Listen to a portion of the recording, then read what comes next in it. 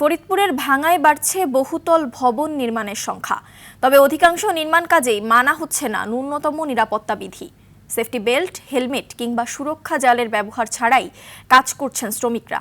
এতে যেমন বাড়ছে দুর্ঘটনার আশঙ্কা, তেমনি ঝুঁকিতে পড়ছেন পথচারীরাও। ফরিদপুরের ভাঙা থেকে মোসলে উদ্দিন ইমরানের পাঠানো তথ্যচিত্রে আরও জানাচ্ছেন সুলাইমান কবির।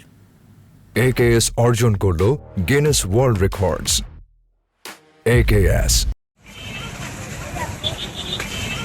দেশের দক্ষিণাঞ্চলের প্রবেশদ্বার হিসেবে পরিচিত ফরিদপুরের ভাঙা পদ্মা সেতু চালুর পর এ উপজেলায় বেড়েছে আবাসিক ও বাণিজ্যিক ভবন নির্মাণের প্রবণতা।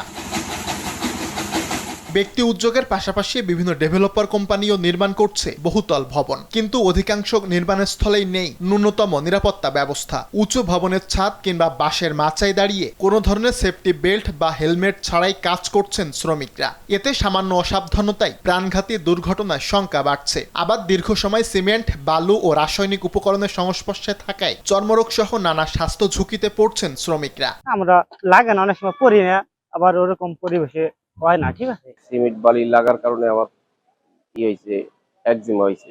অনেক সময় অনেক দুর্ঘটনা ঘটে, আমাদের কোনো সরকার থেকে কোনো সাহায্য এবং সহযোগিতা করা হয় না। ঝুঁকিতে রয়েছেন সাধারণ পথচারীরাও। নির্মাণাধীন ভবনের পাশ দিয়ে চলাচলে নির্মাণ সামগ্রী পড়ে দুর্ঘটনার আশঙ্কা থাকলেও অধিকাংশ স্থানেই নেই কোনো সুরক্ষা জাল বা সতর্কীকরণ ব্যবস্থা। আমরা ওই ভবনের নিচ দিয়ে হাঁটা চলা করার সময় অনেক সময় আনইজি ফিল করি যে কখন হঠাৎ করে উপর থেকে কি পড়ে।